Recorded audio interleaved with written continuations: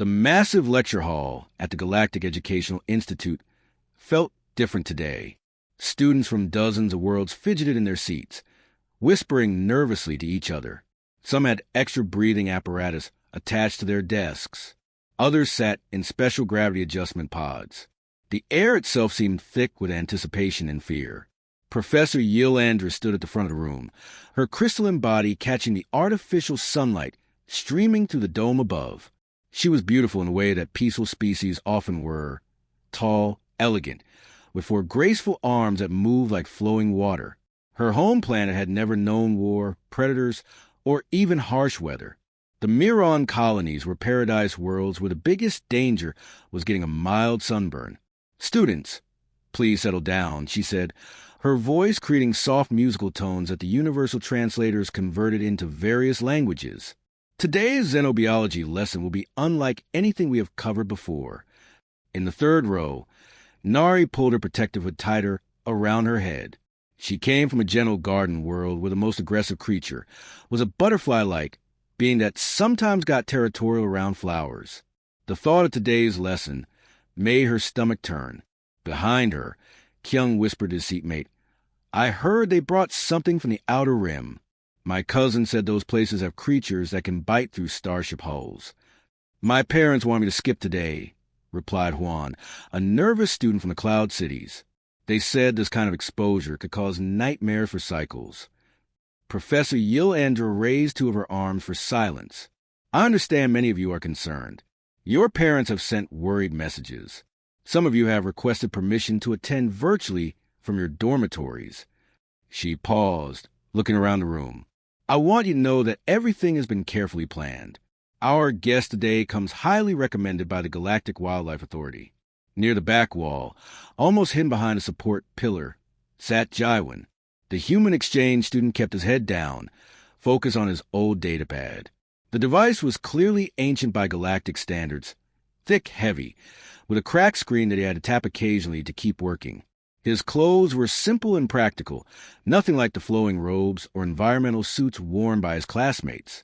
Jaiwan had learned to sit in the back during his first week on campus. When other students saw him, they tended to stare, not with obvious fear, but with the kind of fascination people showed when viewing something dangerous from behind thick glass. He had heard the whispers that followed him through the halls. "That's the human. From Earth. I heard Earth is classified as a death world. My xenobiology textbook has a warning label on the chapter about humans. They say humans can survive in environments that would kill most species in minutes." The whispers never seemed mean-spirited, just genuinely amazed. It was as if his classmates could not believe he was real. Some had never seen a human before. Others had only read about them in academic papers with titles like Adaptive Mechanisms of Extreme Environment Sapiens and Psychological Profiles of Death World Survivors. Professor Yilandra moved toward the main entrance. "Class, I want you to remain calm and seated. Remember that our guest is here as an educator, not a threat. He has agreed to share his knowledge about survival in hostile environments, knowledge that most of us will never need, but which helps us understand the incredible diversity of life in our galaxy." The entrance door, reinforced and twice as thick as normal classroom doors, began to slide open with a heavy grinding sound. Several students instinctively leaned back in their seats. Nari grabbed Kyung's arm. Juan closed his eyes entirely. What entered the room was like nothing most of the students had ever seen in person. Kedvor stood nearly 3 meters tall, his body covered in natural armor plating that looked harder than starship hulls. His 6 limbs moved with mechanical precision, each ending in claws that could probably tear through metal.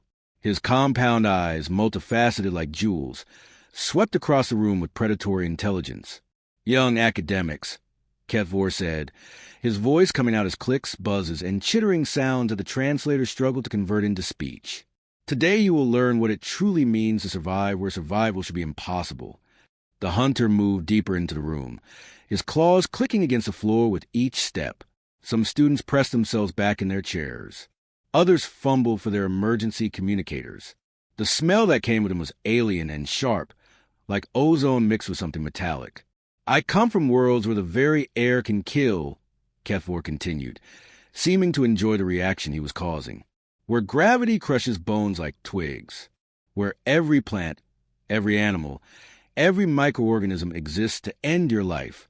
I have not merely survived in these places. I have thrived. I have hunted the hunters. In the back corner, Jaiwan continued taking notes, occasionally glancing up with mild interest. While his classmates struggled with the mere presence of the alien hunter, the human student seemed more curious than frightened. He made a small notation in his datapad's margin, then returned to his careful note-taking, waiting to see what would happen next. The center of the lecture hall filled with light as Kevvor activated the holographic projectors. The peaceful classroom suddenly transformed into a window to nightmare worlds. The first image showed jagged black mountains that stretched impossibly high into a green sky. Toxic clouds wrapped around the peaks like deadly scarves, and lightning that burned purple and orange crackled between them. Zirian Prime, Kevvor announced, his claws clicking as he gestured at the display. The air here contains 17 different poisons. The lightning strikes every few seconds and can melt steel. I spent 43 cycles hunting the crystal wolves that live in these peaks. Several students gasped. Nari covered her eyes with both hands. Even looking at the hologram made her feel sick.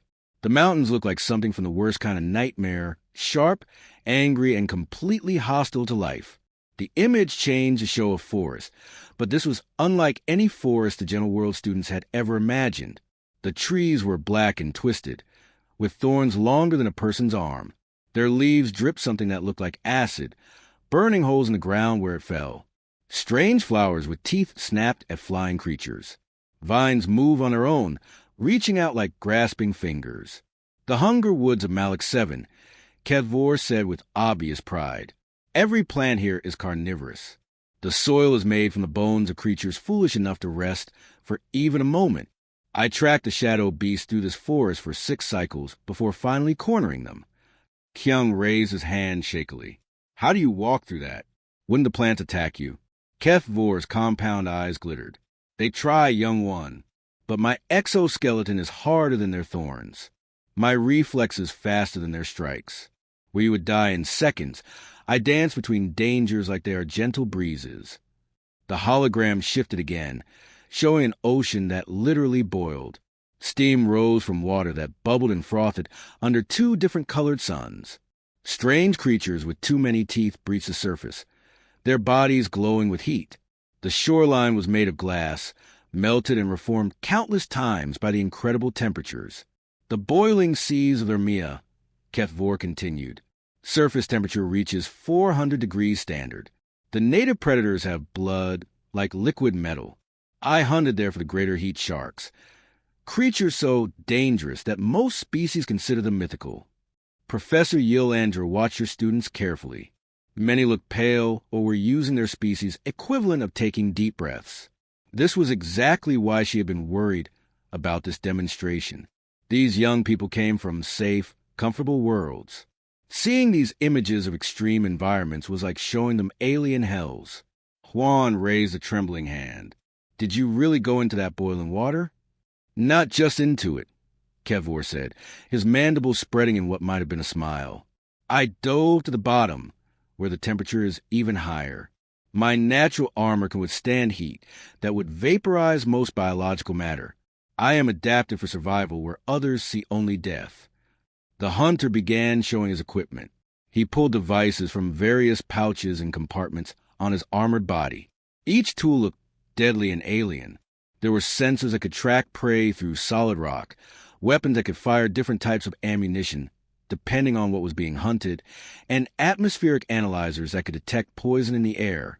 This gravity anchor, he said, holding up a device that looked like a metal star, allows me to hunt on worlds where gravity reaches crushing levels.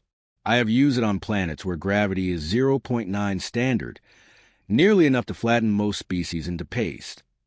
At the mention of 0.9 gravity, several students looked genuinely ill. Soyeon, a delicate student from the Verdant Rings, grabbed the edge of her desk to steady herself. Her homeworld had gravity so light that she needed special equipment just to function in standard galactic gravity. But how can you even move in such conditions? Soyeon asked, her voice barely above a whisper. Kethvor's laugh was harsh and grating, like metal scraping against metal. Superior genetics, child. My species evolved on worlds that would crush your bones before you could take a single step. What you call extreme, I call Tuesday. He continued, showing more equipment. Breathing apparatus that could filter poison from the air.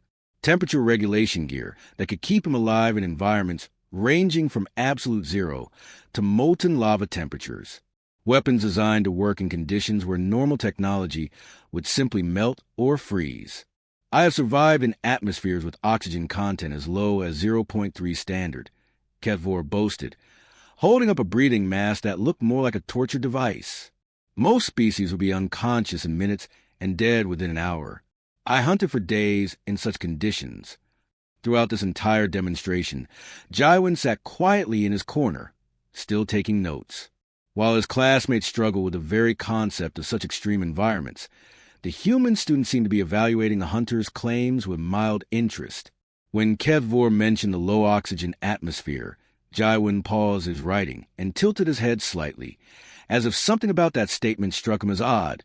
He made a small note in the margin of his datapad, then continued listening with the same calm attention he had shown throughout the class. The holographic displays faded away, leaving the lecture hall in normal lighting. But the atmosphere in the room had completely changed. Where before there had been nervous energy, now there was something closer to worship. Students stared at Kethvor with the kind of awe usually reserved for legendary heroes or mythical beings. Kethvor basked in their attention. His compound eyes swept across the room, taking in every frightened face, every look of amazement. This was what he lived for, the moment when softer beings realized just how superior he truly was. His mandibles clicked together in satisfaction. "You have seen images," the hunter said, his voice carrying more confidence than before. "You have heard stories.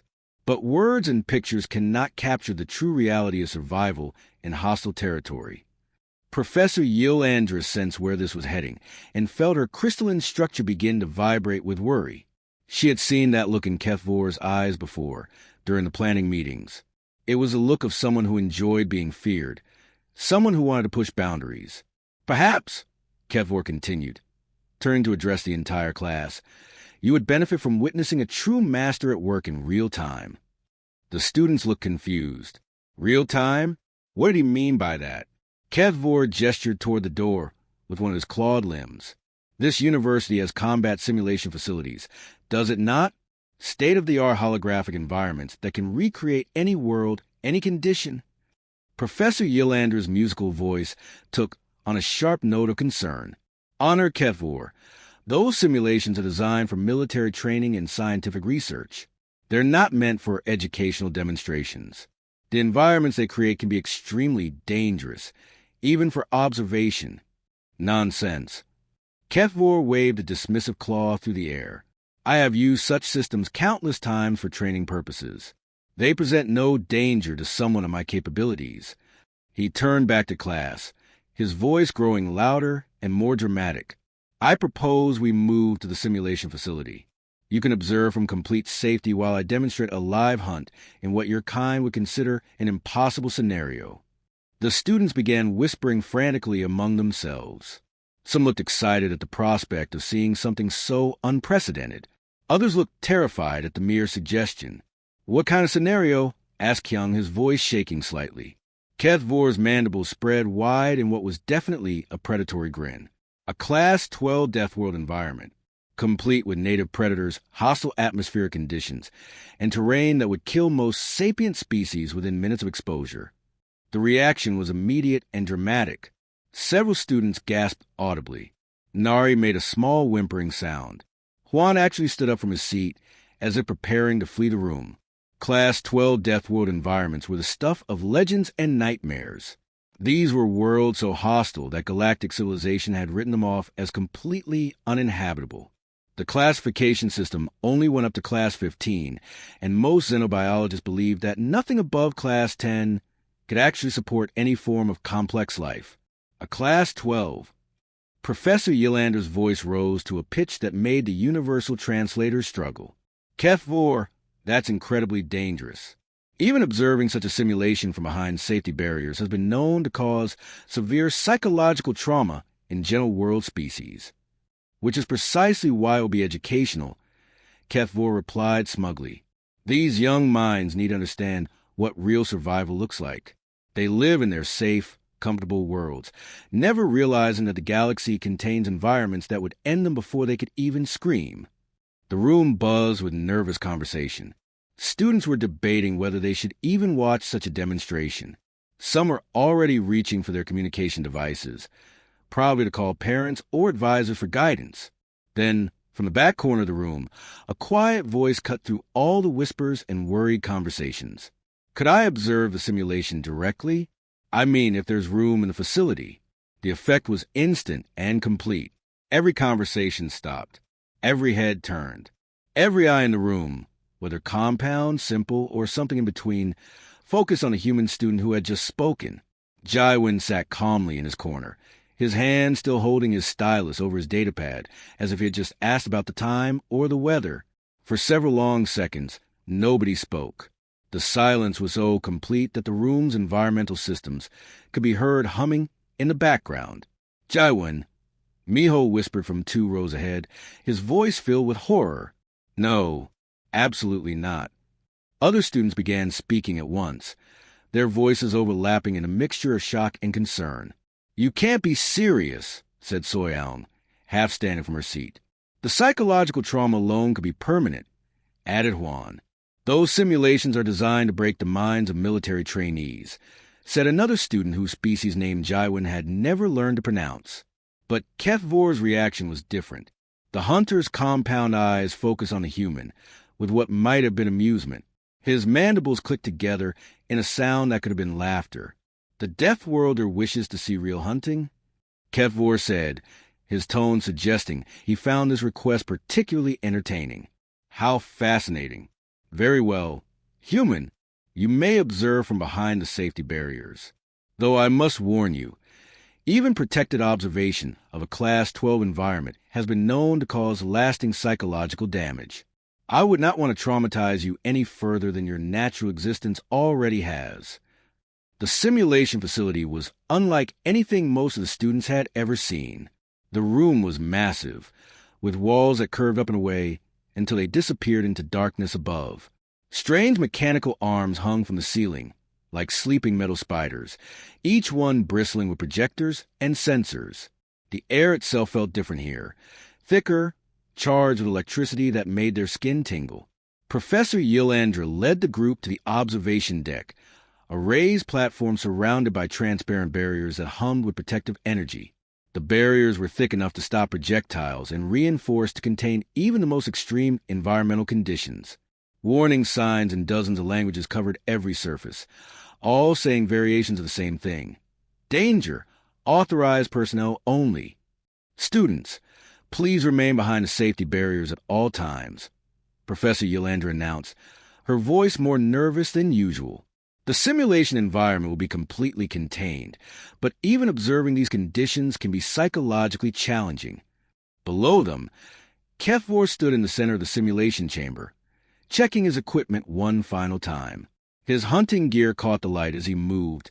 Sensors, weapons, protective devices that looked advanced even by galactic standards. He moved through his preparations with the confidence of someone who had done this countless times before. Beginning Class 12 Deathworld simulation, announced the facility's artificial intelligence, its voice echoing from speakers throughout the chamber. Environment, Korvac 9. Gravity, 1.2 standard. Atmospheric composition, 78% nitrogen, 15% sulfur dioxide, 4% methane, 2% carbon monoxide, 1% various toxic compounds.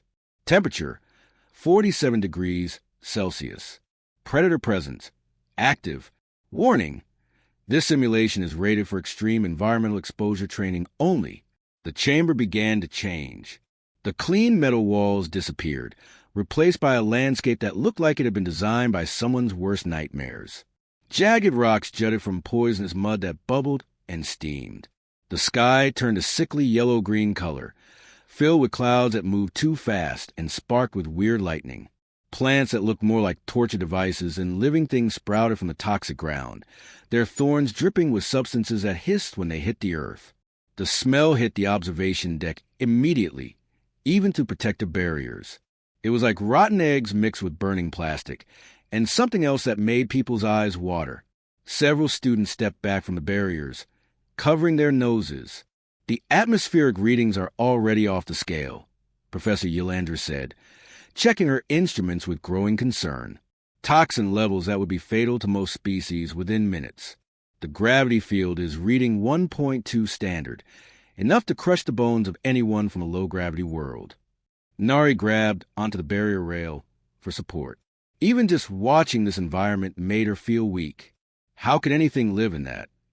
"Nothing should be able to," whispered Kyung. "It's like a vision of hell." In the simulation chamber, Keth Vor began his hunt. He moved with elaborate precision, every step calculated and careful. His sensors swept back and forth, searching for signs of the predators that the simulation would generate. He stayed low, using the twisted rocks for cover, his movements absolutely silent despite his size. From the observation deck, Jaiwin watched with quiet interest. While his classmates struggled just to look at the simulated environment, the human student seemed to be studying it like he might study a weather report. "Oh, it's like Seoul on a bad air quality day," Jaiwin said absently when Professor Yelander announced the atmospheric toxin readings. Before anyone could process what he had just said, alarm bells began ringing throughout the facility. Red lights flashed on every surface, and the artificial intelligence's voice took on an urgent tone. "Warning! Containment field failure detected. Emergency protocols engaged. All personnel evacuate observation areas immediately." The protective barriers around the observation deck began to flicker and fade. Suddenly, the crushing gravity of the simulation began to affect the watching area. Students collapsed to their knees as the increased weight hit them. The toxic air made them cough and gasp, their eyes streaming with tears. "Everyone out!" Professor Yelander shouted, her musical voice now sharp with panic. "Evacuation protocols. Move to the emergency exits." Students fled toward the exits, some crawling because they could not stand under the increased gravity. The toxic air made breathing almost impossible. Emergency medical teams rushed in to help those who had collapsed. Meanwhile, in the simulation chamber, Keth Vor faced a new problem. The environment's apex predator had finally appeared, and it was worse than anything he had prepared for. The beast was enormous, easily the size of a small spacecraft, with crystalline fangs that glowed with their own light and armor plating that looked harder than Starship Hull. Its eyes burned like miniature suns, and when it roared, the sound shattered some of the twisted rocks around it. Keth Vor's confidence vanished instantly. All his careful planning and superior genetics meant nothing when faced with something that looked like it could eat battle cruisers for breakfast. He scrambled for cover, his movements panicked and desperate, nothing like the calm predator he had been moments before. As the observation deck emptied of fleeing students and emergency personnel, one figure moved in the opposite direction. Jaiwin walked calmly through the failing containment field and into the simulation itself. The crushing gravity that had flattened his classmates seemed to have no effect on him. He breathed the toxic air like it was nothing more than a mild inconvenience. The massive predator was focused on Keth Vor, who was hiding behind a boulder and probably rethinking every life choice that had led to this moment. The beast had not noticed the human who was now walking across the hellish landscape like he was taking a casual stroll through a park. Jaiwin picked up a piece of debris from the ground, a chunk of rock about the size and weight of a small boulder. Without any apparent effort, and with a motion so casual it looked almost lazy, he threw it. The rock flew through the toxic air with perfect accuracy and devastating force. It struck the apex predator directly in the head with a sound like thunder. The massive beast collapsed instantly, its glowing eyes going dark as it hit the poisonous ground. The emergency teams worked quickly to restore the simulation's containment systems. Red warning lights stopped flashing and gradually returned to normal white illumination. The toxic atmosphere was filtered out and replaced with breathable air. The crushing gravity slowly returned to standard levels. But even as the facility returned to normal, nobody moved or spoke. They all stood frozen, staring at what had just happened. Kevvor remained exactly where he had been when the predator collapsed. Crouched behind his boulder, his compound eyes wide with shock. His hunting equipment hung forgotten from his limbs. The legendary hunter who had boasted about surviving on dozens of death worlds looked like he had just seen something impossible. The massive predator lay motionless where it had fallen, its crystalline fangs no longer glowing, its armor-plated body still as stone. The rock that had brought it down sat next to its head, just a simple piece of debris that any person might pick up from the ground. And in the middle of the scene of devastation, Jaiwin knelt next to one of the twisted plants, examining its structure with the kind of casual interest someone might show when looking at flowers in a garden. "You know," Jaiwin said, his voice carrying easily in the sudden quiet, "the atmospheric composition here is actually quite refreshing. It reminds me of mountain air back home, though not quite as thick as what we get in the higher altitudes." He stood up, brushing dirt off his knees, and walked over to examine another plant. This one had thorns that dripped acid, but Jaiwin studied it like he was looking at something mildly interesting rather than deadly. Professor Yelander's translator struggled to convert her words, producing broken sounds before finally managing the gravity, the toxins. "How are you not affected by any of this?" Jaiwin turned to look at her, with genuine confusion on his face. Affected by what?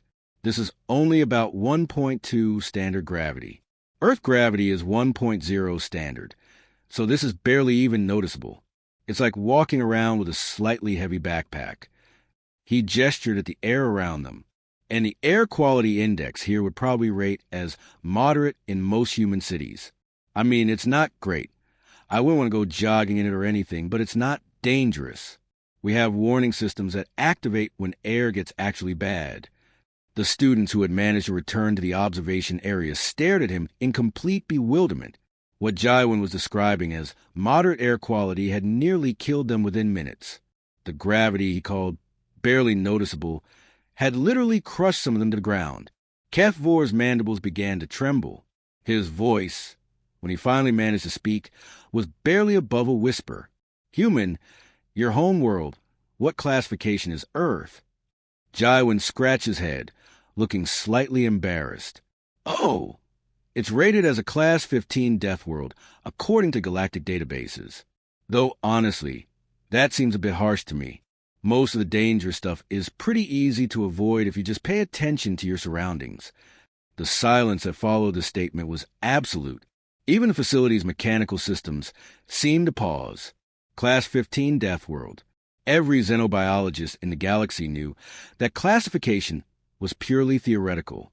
It represented conditions so extreme that no known form of life should be able to survive them, let alone evolve complex intelligence. It was a number that existed only in academic papers and theoretical models. Yet here stood Jaiwin, a polite young man who took careful notes in class and worried about his assignments, casually mentioning that he came from a world that was theoretically impossible. Kevvor's legendary composure cracked completely. The hunter who had spent his entire adult life building a reputation as the most dangerous predator in known space now looked at this quiet human student with something approaching religious awe. But how do you survive?" Kevvor asked, his voice shaking. "What do you eat? How do you sleep? How does anything live on such a world?" Jaiwin shrugged. "Same way anyone lives anywhere, I guess. You learn what's safe and what isn't. You pay attention to weather warnings.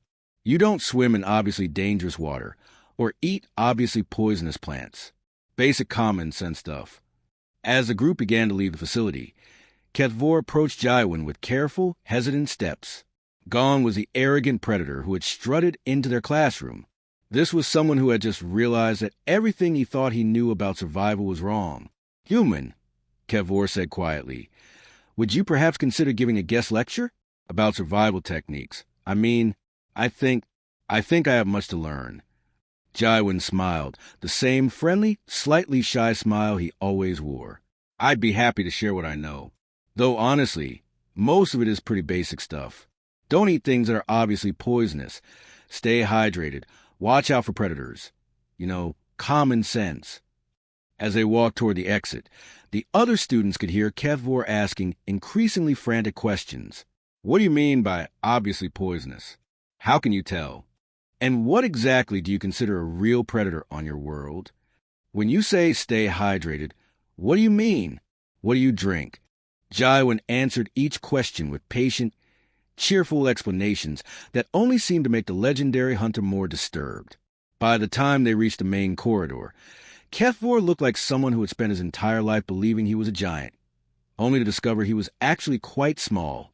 Professor Yilander made a mental note to completely restructure her xenobiology curriculum. Clearly, there were some things about the galaxy that even she had never properly understood.